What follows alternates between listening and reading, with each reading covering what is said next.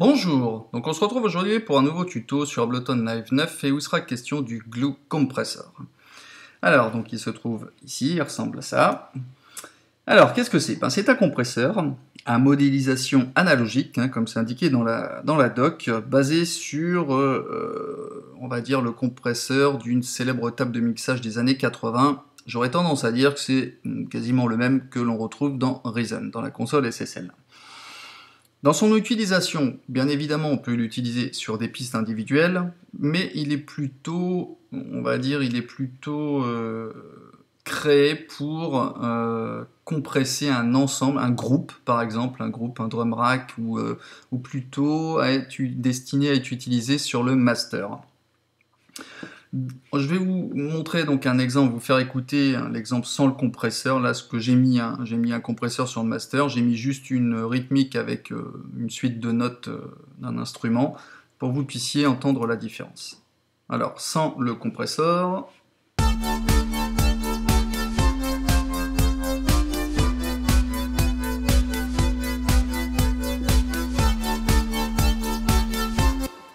Et avec.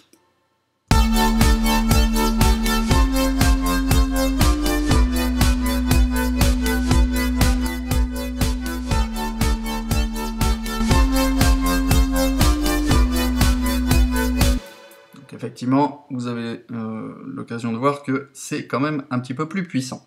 Alors, dans les fonctionnalités, donc on va rentrer dans le vif du sujet. On a toujours un threshold, c'est-à-dire un seuil. Je le répète pour ceux qui ne savent pas, c'est ce qui va déterminer où commence la compression. Donc tous les signaux qui dépassent, en fait, donc son unité de mesure, c'est en dB. Tout ce qui dépasse ce qui est fixé, eh bien, c'est là où la compression va commencer, en fait. Donc le threshold, il détermine là où commence la compression. Tous les signaux qui dépassent ce seuil sont atténués par le taux, qui lui détermine le rapport entre le signal de sortie et le signal d'entrée. Le taux est exprimé ici par rapport au ratio. Donc s'il est élevé, on aura une transition qui sera assez brutale. Contrairement à, par exemple, un compresseur classique qui, lui, dispose d'un ce qu'on appelle un IKN2E qui permet de lisser. Donc, c'est pour ça que ce compresseur est plutôt adapté à un groupe d'instruments ou voire au master.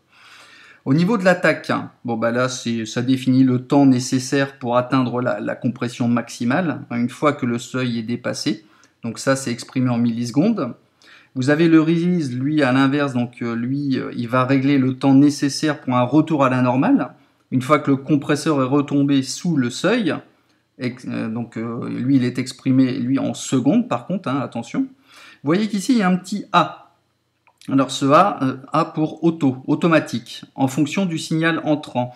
On va plutôt appliquer, le mettre sur automatique si on a si on a beaucoup de changements brutaux au niveau des signaux. Si c'est assez confus, si on a beaucoup de dynamique, beaucoup d'un seul coup, et avec des dynamiques différentes, c'est un peu surchargé, on va le mettre sur auto et justement le Glue compresseur va bien gérer le tout pour lisser de façon à avoir quelque chose de plus linéaire. Le dry wet, lui, il va régler en fait la balance, la proportion en quelque sorte, entre le signal compressé ou non. S'il est à 0, il n'y aura pas de compression. S'il est au maximum, on aura un maximum de compression. Le make-up, alors le make-up, lui, il va appliquer du gain au signal après la compression. Le range, lui, il va limiter l'étendue de la compression. Vous voyez qu'ici, on a un petit trait. Là, si je le mets ici à 0, en fait, ça revient à avoir 0 de compression. Là, je le remets où il était avant, il était à 16,8 dB.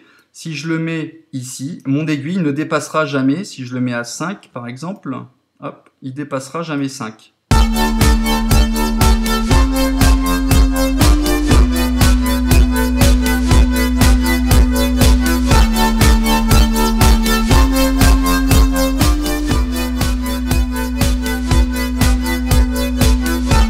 Vous voyez, j'oblige l'aiguille à descendre en dessous de la valeur que j'indique dans le range. Hop, donc là je reviens à ce que j'étais avant. Ici vous avez Soft Clip avec un petit témoin lumineux. Alors lui, quand on active le soft, on active le Wave Shaper. Alors le Wave Shaper, c'est le transformateur d'ondes. Il permet de gérer en fait les transitions fortes en les écrêtant, en les coupant, hein, de façon à ce que ce soit plus lisse.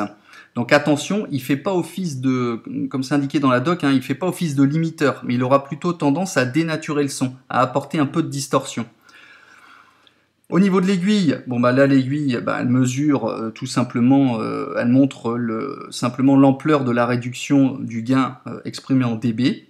Là je reviens avec ici le soft et le clip. Quand il est activé, on aura un témoin, en fait un LED qui sera plutôt de couleur jaunâtre. Quand il est désactivé, il sera plutôt de couleur rouge. Alors en fait il sera de couleur rouge quand ça c'est désactivé. Et ici, s'il se met dans le rouge, ça veut dire qu'il dépasse le 0 dB. Je vais remettre ici le son donc à 0, le volume ici à 0 dB. Je vais activer le soft. Alors quand il est en soft, là on va privilégier non pas la sortie du niveau en dB, mais quand le soft est allumé, ce témoin indiquera le déclenchement de la distorsion du Wave Shaper. Donc là, ici, en faisant l'écoute, là je remets à 0 dB. Si j'ai le soft d'activer, je n'irai pas dans le rouge, mais j'irai plutôt dans un son qui va être un peu... où il y aura beaucoup plus de distorsion.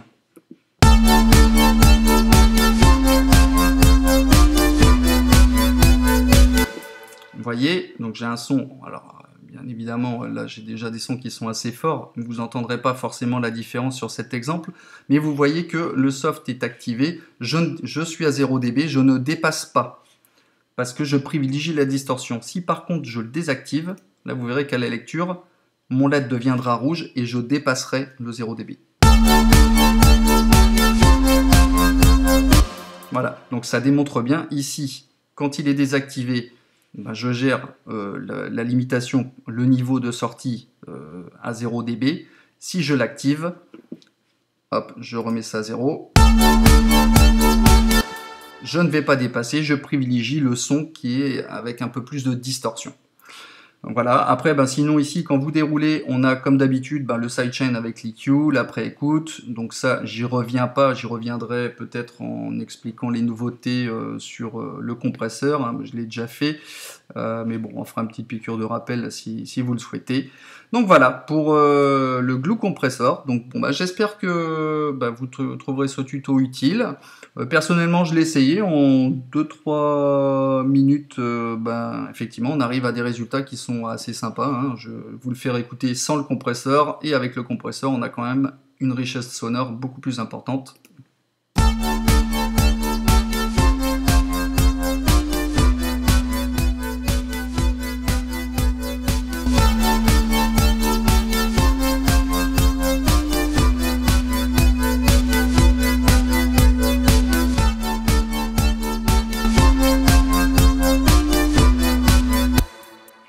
Voilà, bon ben c'en est tout pour ce tuto, j'espère qu'il vous aura plu, laissez-moi des commentaires et je vous dis à bientôt pour de nouveaux tutos. Allez, ciao!